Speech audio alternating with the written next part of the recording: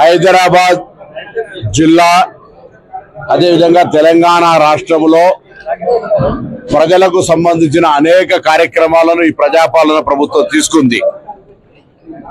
ఇప్పుడు వర్షాల కారణంగా కూడా క్లౌడ్ బస్ట్ అయి ఇబ్బందులు పడే పరిస్థితి వస్తే కూడా ముందు జాగ్రత్తగా అన్ని రకాల చర్యలు తీసుకుంటా ఉన్నాం.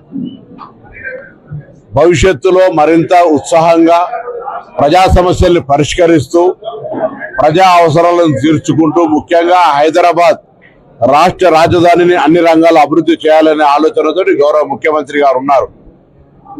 గతంలో ఒక దురదృష్టవశాత్తు ఉప ఎన్నిక కంటోన్మెంట్ వస్తే అక్కడ ప్రజలు విజ్ఞతతోటి కాంగ్రెస్ పార్టీని గెలిపించినారు.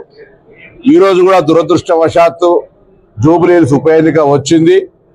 ఈ ఉప ఎన్నికకు కూడా జూబ్లీహిల్స్ ప్రజలు కాంగ్రెస్ పార్టీని గెలిపించినట్టయితే హైదరాబాద్ ప్రాంత అభివృద్ధికి మరింత ఉత్సాహంగా ఈ ప్రభుత్వం పనిచేస్తుంది.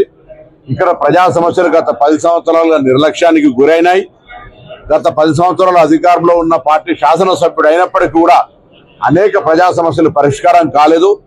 ఉదాహరణకు డబుల్ బెడ్రూమ్ ఇల్లు తీసుకున్నా, రేషన్ కార్డుకు సంబంధించిన తీసుకున్నా, ఇలా పెద్ద పెద్ద ఏరియాలలో జూబ్లీహిల్స్ నియోజకవర్గంలో డ్రైన్ల సమస్య ఓవర్ఫ్లో అయిపోయి ఇళ్లలో పోయే పరిస్థితి నుంచి ఇవన్నీ కూడా అధిగమిస్తాం.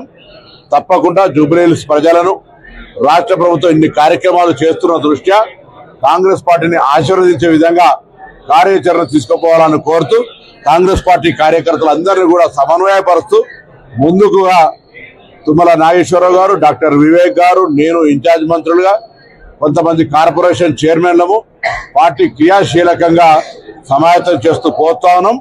మేము ఈ జూబ్లీహిల్స్ తిరిగే సందర్భంగా ప్రజల స్పందన కాంగ్రెస్ పట్ల సానుకూలంగా ఉంది. సర్వేలు కూడా అవే చెప్తా ఉన్నాయి. తప్పకుండా కాంగ్రెస్ పార్టీ జూబ్లీహిల్స్ ఎన్నికల్లో గెలుస్తాం.